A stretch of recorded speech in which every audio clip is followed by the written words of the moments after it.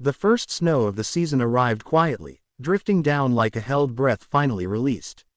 It dusted the high pines, softened the jagged rocks, and turned the long valley silver.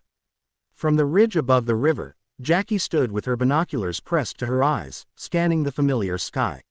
She had been coming to this lookout for years, ever since she was old enough to carry a thermos and sit still long enough to watch. Every winter brought the same question, the same hope.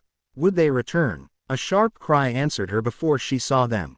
Shadow came first, slicing across the pale morning like an ink stroke, wings wide and steady. Jackie smiled. She always knew him by the way he flew, confident and calm, as if the wind itself had made room. A heartbeat later, Jackie spotted the second shape, smaller but fierce, cutting tighter turns. "Jackie," she whispered, laughing at the coincidence of names as she always did. "You're back." Jackie and Shadow had returned to the valley again. But even in those first moments, Jackie felt it. This season was different. The eagles had been coming back every year since Jackie was 10. The local wildlife center had named them years ago, and the names stuck, spreading from ranger reports to school projects to social media clips watched by thousands. Jackie had grown up alongside them in a way, marking time by their arrivals and departures. But the winter of 2025-2026 wasn't like the others. For one thing, the weather had changed. The cold came late and uneven, broken by strange warm spells that melted the river ice just enough to make it dangerous. Fish patterns shifted, prey moved differently, even the trees seemed unsure whether to rest or keep growing. And then there was Jackie. She wasn't 10 anymore, she was 16 now, taller, quieter, carrying a notebook instead of just binoculars. This was her last season before graduation, and she knew it. Everything felt sharper because of that.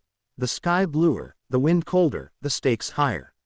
She packed up and headed down to the ranger station, boots crunching on frost. "They're back," she told Mr. Alvarez, the senior ranger, who looked up from a weather map pinned with red flags. "I figured they would be," he said, smiling. "They always find their way home." Jackie hesitated. "Do you think they'll stay?" Mr. Alvarez studied her for a moment. "That depends on how the season treats them. And how we do. The first weeks went well.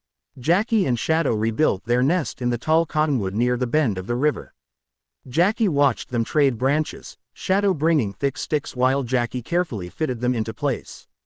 It was teamwork refined over years, a quiet conversation made of movement.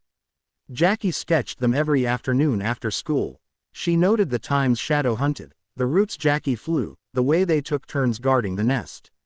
Her science teacher encouraged her to turn the notes into a research project, maybe even submit it to a youth conservation journal. But the signs of trouble crept in slowly. The river swelled unexpectedly after a midwinter thaw, flooding the lower banks. One afternoon, Jackie noticed Jackie the eagle circling longer than usual, her calls sharper. "Shadow,"